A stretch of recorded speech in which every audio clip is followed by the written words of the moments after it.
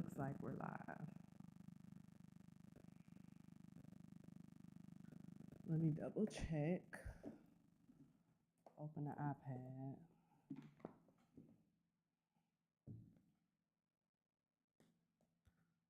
Welcome, welcome. Let's see.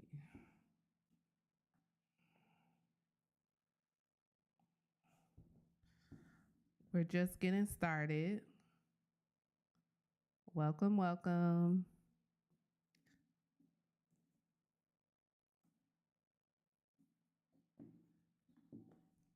Okay, we're live on YouTube and we're live on TikTok. Okay, so this is week 4 of Branding 201. We took a break last week. It feels like it was in alignment. And this week we're going to talk about creating themes and creating a binge-worthy brand and creating series. One of my favorite parts of building content strategies.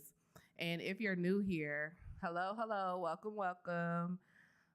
Say hey in the comments as you join. We're talking about Branding 201 this week. And you didn't see me on YouTube? Check now. Because I just checked it. It looks like it's live now.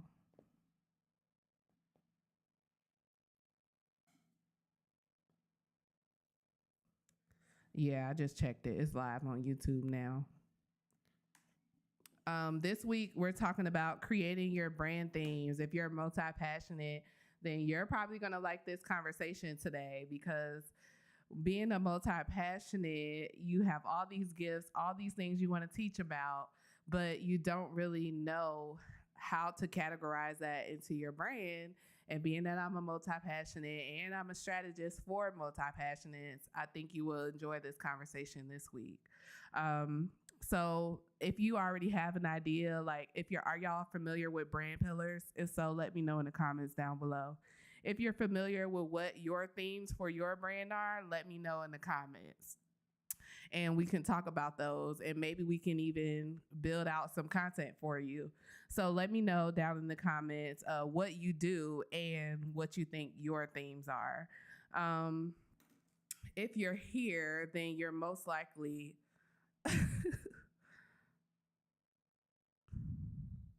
hold on, y'all. I gotta ban people on YouTube all the time.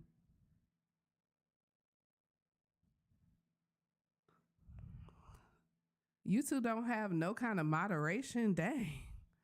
I don't want to have to do that every time I get up there. But if you're here, you're probably overwhelmed with content creation. If you don't know about me, I am Keisha Andrea, and I like to call myself a holistic content strategist, brand strategist, because I like to do things from a holistic perspective. And to break that down even more, I like to make everything sustainable. I feel like content creation, branding, we use all these terms and it's not really shown how to do this while maintaining all the 11 other things that we got to do in life and all the other interests that we have. Some of us like to do a lot of things. Some of us want to educate on a lot of things. Hello, hello, welcome, welcome. And I feel like we don't know how to categorize that or put it all into one brand. And you might be like myself, where for a few years, I was trying to fit everything into you have 2 brands, Crystal. Okay. For a few years, I was trying to put everything into my photography business. Like it goes hand in hand because I was taking branding photos for people. So I could teach brand strategy over there, but I wanted to expand it so much more. And I was trying to fit everything into that photography business. So it didn't work out that way. And I was feeling a little stuck a little bit. So that's why I started to create this brand, Keisha Andrea Creates. And as you can see, I go by the multi-passionate strategist title for now. Of course, that might change in the future. But yeah, if you resonate with that, today's topic may be helpful for you because we're going to figure out how to categorize all these things that you love to do into one brand. And before we get into that, you might have a brand strictly for your business.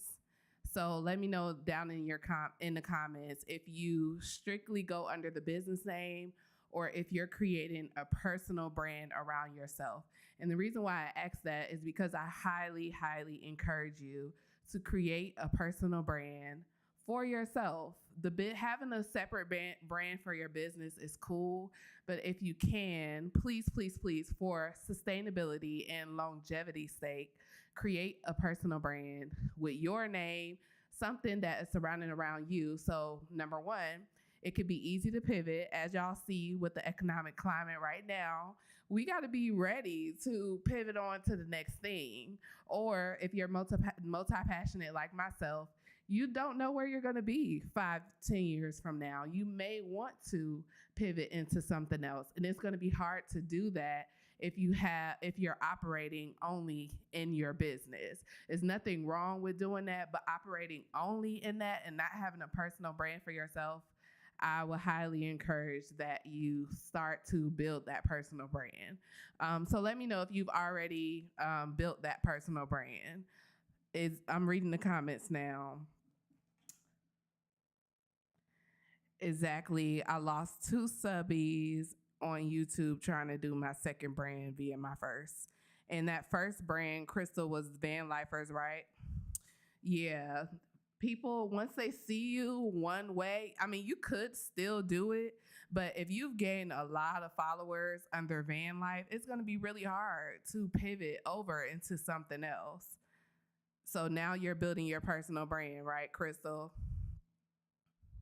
And let me check TikTok comments as well.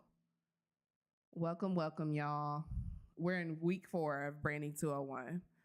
Yeah, Crystal Vanner. Oh, okay, got you.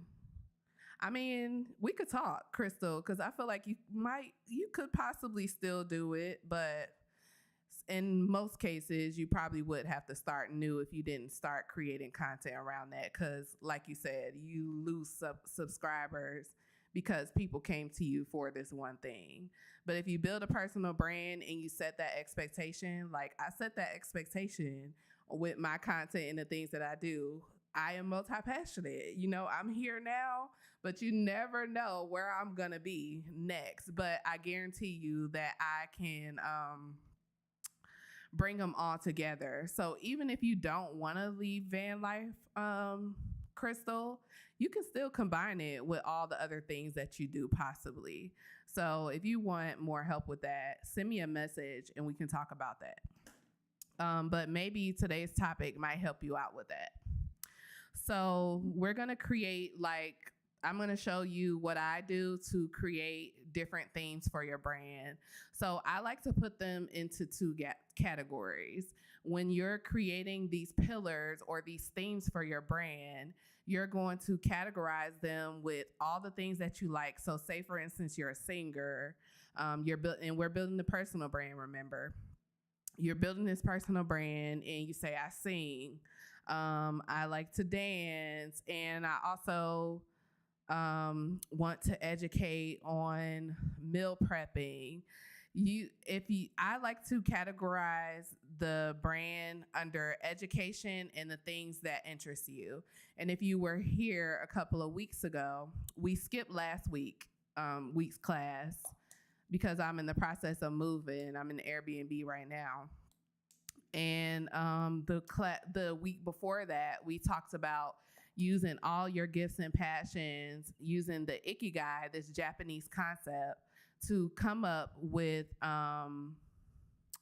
ways to monetize those gifts and passions. So if you haven't checked that out, definitely go and check that out on YouTube. The replay is up there. Or you can go to the link in my bio. When you go to the link, thank you, Crystal. Don't forget to like and subscribe as well. If you click the link in my bio, you'll see the Creatives Do Business Well community. There's a free section there for this class. This is a 12-week class. We're on week 4 right now, and it's free. So support for this group is in the link in my bio. So come on into the community and let's get you creating this brand. And just to remind y'all, this is specifically for creators and those with businesses, solopreneurs that are looking to create brands from those gifts and those passions and all the things that they're good at. So if you resonate with that, you're in the right place. Yeah. Crystal says she loves doing the ikigai. Yes, that's one of my favorite things. I just found out about that. It's not too many Black women that talk about multi-passionate. So if you go search up multi-passionate ikigai, there's another woman. I can't remember her name, but she's Black melanated woman, and she was talking about the ikigai, and it really put things into perspective for me. So I created my own little chart around that, and how that information resonated with me. And that's what we talked about in week 3. And that worksheet is in the community. So if you haven't done that, go to the community. Actually, I don't think I posted it yet, so I'll make sure I post it tonight. But that ikigai framework is gonna be in the community. Go ahead and join, it's for free. And let's come in there and create all of your gifts and passions and how you can monetize them. So going back to the pillars and the themes, has anybody decided what some of their themes are for their personal brand? Let me know in the comments. If not, you want to create categories around your brand that, number one, what are the things that you can educate people on? And these can be your interests as well, but this is how you kind of mix the two. If you say, I feel like I have a lot of experience in this area and I can teach on this area, that's one category. And I wouldn't suggest having more than like 5 themes. I'll repeat what I always say, being multi-passionate does not mean you have to multitask. So you don't have to have all of these different categories, and you don't have to focus on all things at one time. But we'll talk more about that as we get into using these themes to create a content strategy. So, hello. My daughter just joined the YouTube. Hey, Kels. She's standing right in front of me. I'm like, hold on, that's my daughter. Girl. So that's how you create. We're going to talk about creating the themes, the educating. What do you want to educate people on? And then your personal interests. So I'll use myself as an example. My themes are, as far as education, of course, content strategy. Then there's branding. Branding and marketing are 2 separate things. They go hand in hand, but they're 2 separate things. And I feel like you have to have your branding together before you get into the content creation and all that. Because if your branding is not locked down, if you don't have clarity around that, it's going to be very, very hard to be consistent when you're creating content. It's going to be very, very hard to monetize from your business if you don't have a strategy. And I always recommend, before you even think about getting serious with content creation, create that strategy. And if you're not sure how to do that, that's what this class is for. By the week 12, you should have a very good idea. But if you can't wait until week 12, that should be like around April. If you can't wait till then, this is what I do. If you go to my YouTube channel, and probably one of my last 2 videos, I talk about the content strategy and what's included in that and what even is a content strategist. So go and check that out, and you might find a lot more things on YouTube. I'm all about building wealth with your gifts. Finding, especially in this economic climate, oh my gosh, with everything going on, we gotta be building stuff for ourselves. We cannot be relying on these companies. They just aren't reliable. We have to be building things for ourselves. Thank you, Crystal.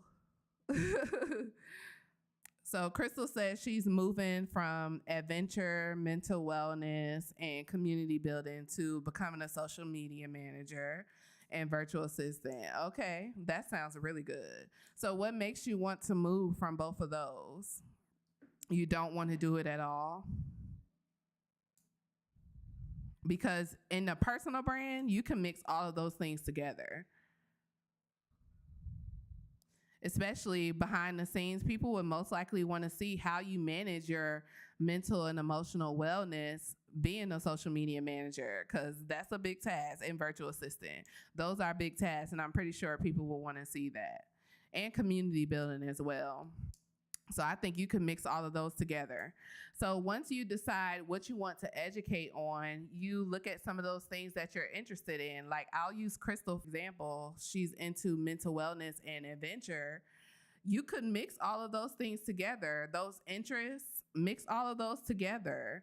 And when you're thinking about creating the content, then you go on and create series for each of these.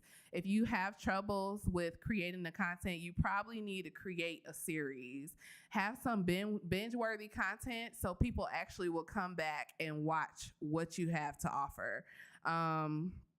People want consistent value. When you're creating a series, take one of those categories, for instance. I'll take yours, for instance, Crystal, the adventure or the mental wellness. If you create a series around that, you can have people coming back constantly to watch these different parts of that series. So I highly recommend that. Let me see. I want to see if I can pull up this form. I might not be able to do it because I didn't screenshot it.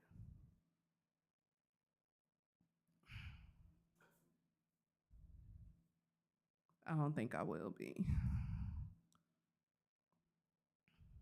Yeah, I don't think I will be. But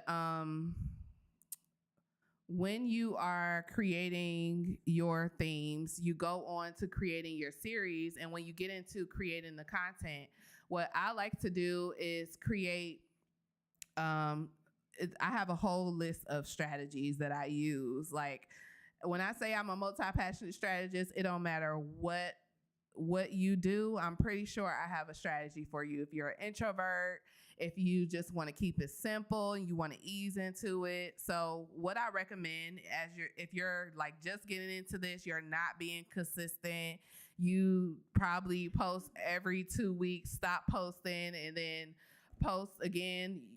I would highly recommend you go by this. I call this the pillar